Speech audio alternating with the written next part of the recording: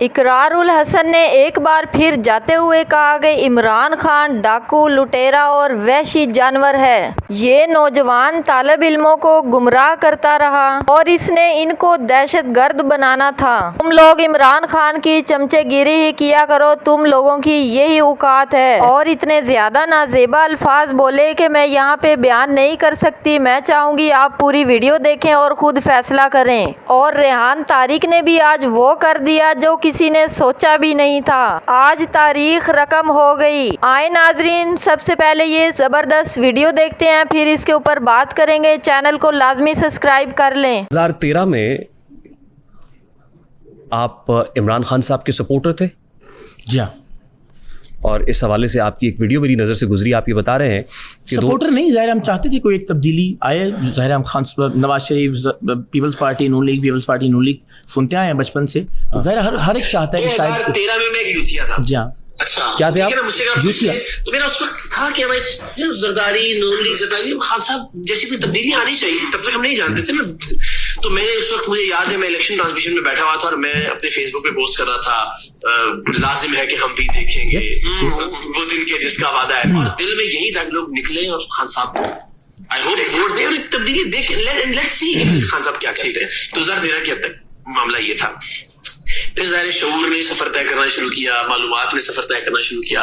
खान साहब का एस्टेब्लिशमेंट के साथ जो गठजोड़ था वो चीजें सामने आना शुरू हुई। ज़ाहिर नॉर्मल जो आम इंसान थे उनसे उस वक्त तक, अब तो सोशल मीडिया पे सभी को तकरीबन एक ही जितनी मालूमात है, उस वक्त तक मामला थोड़ा मुख्तलिफ था 2018 से पहले। तो 2018 में आप मुतनफ़र होना शुरू हुए? 2014 से 2014 के दौरान जब अंदाजा होना शुरू के मुसाफिर है।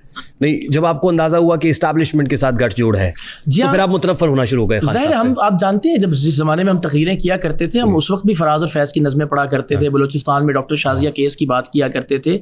तो हम सब बुनियादी तौर पर एंटी एस्टैब्लिशमेंट थे। और अगर हमें ये एहसास हुआ कि खान साहब भी 2014 में जिस तरह से फिर वो अंपायर की उंगली और फिर राहील शरीफ साहब से जाकर एस्टैब्लिशमेंट से गठजोड़ ने आपको मुतनफ़र कर दिया? जी हाँ। ठीक, तो आज की हुकूमत का एस्टैब्लिशमेंट से गठजोड़ नहीं है? बिल्कुल है। उसने आपको मुतनफ़र नहीं किया? बेतहाशा मरतबा दर्जनों वीडियो, सैकड़ों वीडियो। इस हुकूमत से भी आप मुतनफ़र हैं? सर ये हुकूमत तो मैं बसा औक़ात इसको हुकूमत तस्वर करने से भी घबराता हूँ, इसलिए कि ज़ाहिर 2024 के इलेक्शन में जो बदतरीन धांधली हुई और जिस तरह से मुसल्लत किया गया इन हुक्मरानों को, मुझे लगता है ये तो लेजिटिमेट हुकूमत भी नहीं है।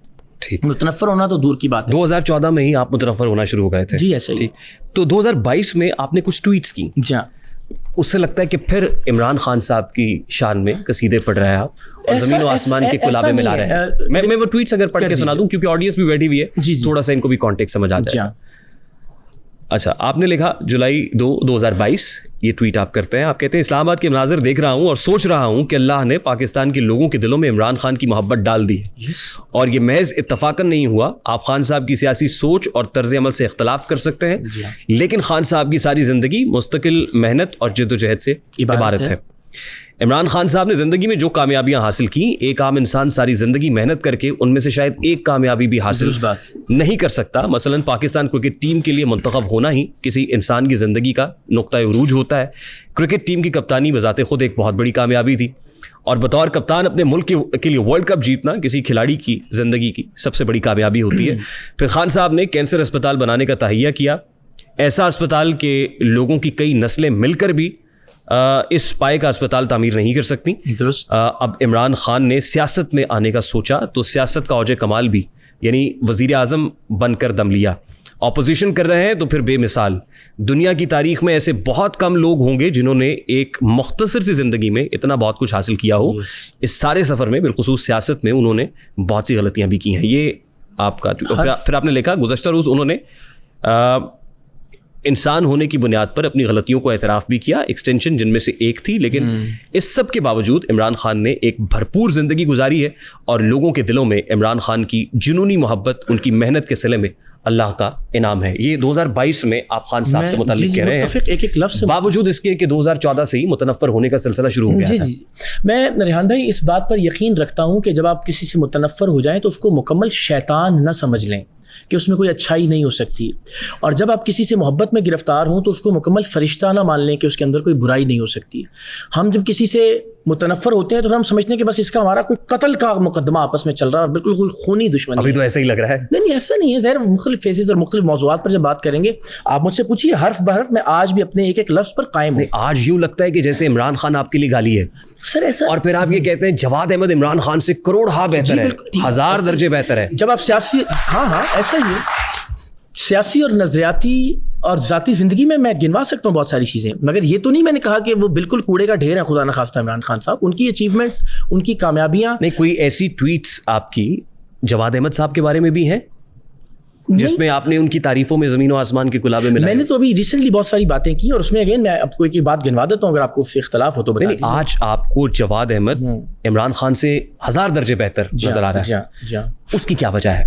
उसकी वजह मैंने आपसे कहा कि वो ज़ाती ज़िंदगी हो, वो सियासी मामलात हों और नज़रियाती मामलात हों।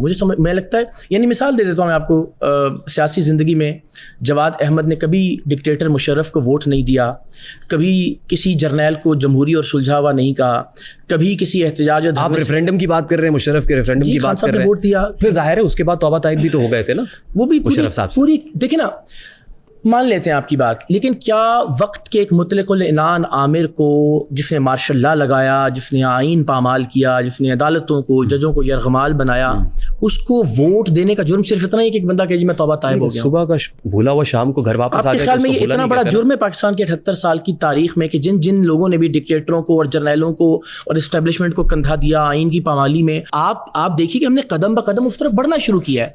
मैं तो इस बात, आप अकेले ये नहीं कर सकते हैं और उसकी वजह है जी, आप दुरुस्त फरमा रहे हैं, क्योंकि सोसाइटी बहुत फ्रेगमेंटेड है, यहाँ पोलराइजेशन बहुत ज्यादा है। अब आप अगर किसी को ये कहेंगे अच्छा तुम पीटीआई से हो, जाएगा पीटीआई, फिर आप फोन ऑन करेंगे और फिर आप उसकी माँ बहन, आई मीन उसको, उसके बारे में जो कुछ कहा वो सबके सामने है, तो आपको नहीं लगता कि पोलराइजेशन और बढ़ेगी, नफरत और बढ़ेगी? आई एग्री, ये बात ठीक है। मुमकिन है कि ये इस वाक़े से, ज़ाहिर है मैंने बहुत सारी अपनी आने वाली ज़िंदगी के लिए चीज़ें सीखी हों, लेकिन उस लम्हे में मैंने जो किया और उस वक्त मैं जो सोच रहा था वो मैंने बयान ही आपके सामने रखा कि कोई भी एक आम आदमी होता और ऐसी सिचुएशन होती, और फिर वो आम आदमी जो 14 बरस तक उसी रूप में रहा है। अगर आप थोड़ा सा मेरी जगह पे आके ज़रा सोचिएगा आप एक मिनट के लिए। नहीं, लेकिन मैं तो वो इकरारुल हसन देखता हूँ ना, जो तकरीर के अंदर, डिक्लेमेशन के अंदर भी ये कहता है कि मोहम्मद अरबी को ताइफ के बाज़ारों में पत्थरों से लहू लुहान किया जाता है, फरिश्ते आते हैं वो कहते हैं कि दोनों पहाड़ मिला दें, आप कहते हैं नहीं हो सकता, आने वाले बेहतर हो। ऐसा ही है ना? मैं यही तो कह रहा हूँ, ये तो आपने जो मिसाल दी ना कि इस सारे वाक़े से हमने सीखा ना कि ये अल्टीमेटली बेहतर करना है अपने रवैयों को। लेकिन मैं फिर कह रहा हूँ ज़रा मेरी सिचुएशन में भी देखिए आके कि 14 बरस एक आदमी इसी तरह की गलतियों और इसी तरह की चीज़ों के ऊपर, ऑफिशियल्स पर, यूनिफॉर्म वालों पर चीखता रहा, चिल्लाता रहा।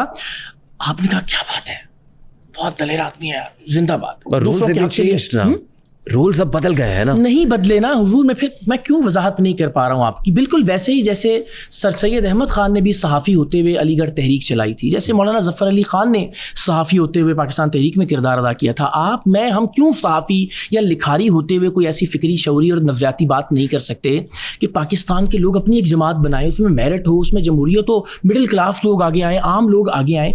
इस तहरीक में क्यों आपको एक सियासतदान या एक लीडर या वोट, ये क्यों चीज़ें दिखाई देती हैं? लोगों के दिलों में घर करें, लोगों को गले से लगाएं, मुत्तफिक, आई एग्री, लेकिन इंसान मशीन नहीं होता, प्यार मांगती है ना, दुरुस्त बात। तो आप कह दें कि गलती हुई है, नहीं ऐसा नहीं होता।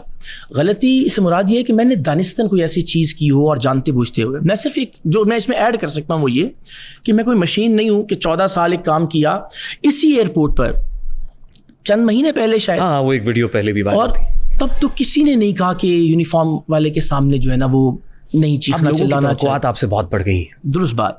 उन तवक्कुआत के मुताबिक ऑफ कोर्स मैं मशीन नहीं हूँ कि मैंने स्विच ऑफ कर दिया और स्विच ऑन कर दिया। आप इवॉल्व करते हैं वक्त के साथ साथ, एंड आई एम श्योर कि ऑब्वियसली बेहतरी देखेंगे आप। नाजरीन, क्या इकरारुल हसन ने वाकई इमरान खान के बारे में अपना मौक़िफ़ बदल लिया है? क्या वो शख्स जो कभी इमरान खान की तारीफ़ों के पुल बांधता था आज इन पर तनकीद क्यों कर रहा है? और सबसे अहम सवाल, क्या ये तब्दीली हालात की वजह से आई या सोच की वजह से? हाल ही में एक प्रोग्राम में इकरारुल हसन से ऐसे सवालात पूछे गए जिन्होंने सोशल मीडिया पर नई बहस छेड़ दी। गुफ्तगू का आगाज़ 2013 के इंतखाबात से हुआ, जब इकरारुल हसन ने एतराफ़ किया कि کہ وہ بھی پاکستان میں تبدیلی کے خواہش مند تھے اور عمران خان سے امیدیں وابستہ کیے ہوئے تھے۔ اقرار الحسن نے بتایا کہ 2013 میں ان سمیت بہت سے پاکستانی یہ سمجھتے تھے کہ روایتی سیاست سے ہٹ کر کوئی نئی قیادت ملک کو بہتر سمت دے سکتی ہے۔ اسی امید کے تحت وہ بھی عمران خان کے سیاسی بیانیے کو مثبت نظر سے دیکھتے تھے، لیکن اقرار الحسن کے مطابق 2014 کے بعد ان کی رائے بدلنا شروع ہوئی۔ ان کا کہنا تھا کہ جیسے جیسے سیاسی معاملات اور پس پردہ حقائق ان کے سامنے آئیں گے، انہیں محسوس ہوا کہ عمران خان اور اسٹیبلشمنٹ کے درمیان قربت موجود ہے۔ چونکہ اقرار الحسن خود کو بنیادی